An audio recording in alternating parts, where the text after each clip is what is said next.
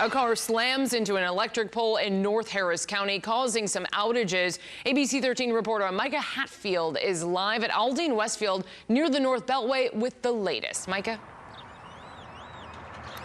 Hey, Courtney, good morning. So the traffic lights here at Aldine Westfield and the Beltway are still out. We've seen a lot of people really paying attention to this outage and coming to a stop, but the lights aren't even blinking out here. Fortunately, the power has come back to some of the businesses and some of the street lights since this crash earlier this morning, but it did knock out all of the traffic lights here at the Beltway and Aldine Westfield. You're looking at the car that caused this. We're told it hit a power pole just off the feeder road and caused quite a bit of damage to the car. We don't know how the driver is doing or what might have caused this crash. We have not heard from Centerpoint either about when the traffic lights will be restored. They've been out now for several hours, so if you're heading out to this area, make sure that you're paying attention to the fact that the traffic lights are off. In North Harris County, Micah Hatfield, ABC 13 Eyewitness News. Surgery restrictions have been lifted and retail to go is in effect in Texas. Tomorrow, Governor Greg Abbott is expected to announce more plans for reopening the Texas economy. You can watch that press conference live right here on ABC 13. Galveston beaches remain closed this weekend, but they could reopen on a limited basis. Galveston City Council voted to reopen beaches starting tomorrow for 3 hours each morning, 6 to 9 a.m. for pedestrian exercise only. No cars, no beach towels, chairs, tents, picnics, or umbrellas are allowed. Beaches will be closed at all other hours, and you could face a $500 fine if you violate the order. The latest numbers now from COVID-19 and its impact on Southeast Texas. There are now more than 8,700 cases of coronavirus in the Houston region, with at least 180 deaths. Statewide, there have been 623 known deaths from the coronavirus. And as the global death toll surpasses 200,000, more than 53,000 of those deaths were right here in the United States. ABC's Karina Mitchell has the latest. As more states across the U.S. prepare to reopen businesses, news of more COVID-19 cases.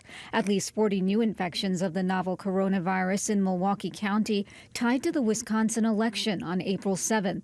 And in St. Charles, Illinois, a Smithfield Foods facility ordered to close by the health department because of COVID-19. County officials working with the company on mitigation efforts. 20,000 businesses across Minnesota are preparing to reopen on Monday, affecting up to 100,000 workers. New York Governor Andrew Cuomo says he and the governors of bordering states continue to coordinate reopening plans. We're working towards trying to come to a consensus on principles, but there is an acknowledgement within the states that everyone is going to be on their own timeline. The major goal is to not undermine one another's success in dealing with the infection rates within the states.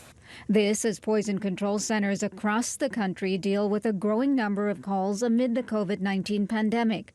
In New York City, an unusually high number of calls related to fears over exposure to bleach and other household disinfectants. The city's health commission taking to Twitter, to be clear, disinfectants are not intended for ingestion either by mouth, by ears, by breathing them in any way, shape, or form, and doing so can put people at great risk. Illinois also reporting an increase in calls. Please do not try home remedies that involve ingesting cleaners or disinfectants. You could have very dire consequences. The warnings coming after President Trump suggested that using UV light and injecting household disinfectant could be a way to treat COVID-19. He later said he was being sarcastic. It's still unclear whether the increase in calls to poison control centers is related to the president's comments. Karina Mitchell, ABC News, New York. Tomorrow, Mayor Sylvester Turner will announce the opening of a new COVID-19 testing site in Houston. The United Memorial Medical Center site will be located near neighborhoods with vulnerable populations at high risk for severe illness from the coronavirus. The Centers for Disease Control and Prevention had previously only noted fever, cough, and shortness of breath as possible symptoms of COVID-19. Well, this weekend, the center has added additional symptoms, including chills, repeated shaking, muscle pain, headache, sore throat, and loss of taste or smell. Big changes starting tomorrow for anyone who lives in Harris County. County Judge Lena Hidalgo's face mask order goes into effect. This means people age 10 or older must wear a face covering like a mask when in public. Those caught without a face covering could be fined up to $1,000. Dallas and San Antonio already have similar orders.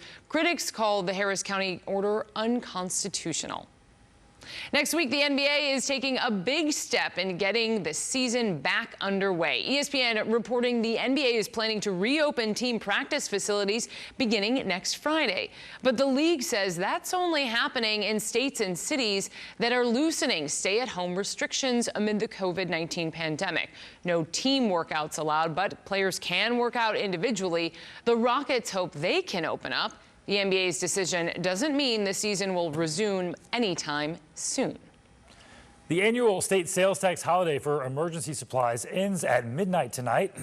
Right now, you can buy certain emergency supplies without having to pay sales taxes, including household batteries, first aid kits under $75, portable generators under $3,000 and more. You can see that full list at ABC13.com.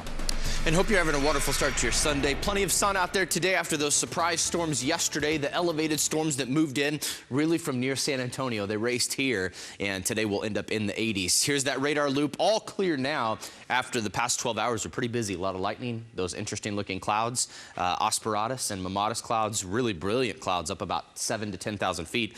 All clear now, finally clearing out. 86, 85 tomorrow, 40% rain chance Tuesday, 60% on Wednesday. Some of those storms will be strong. 83 on Thursday. Get ready next weekend. The heat is on. We will be 90 degrees both Saturday and Sunday, and then another brief rain chance starts the following week.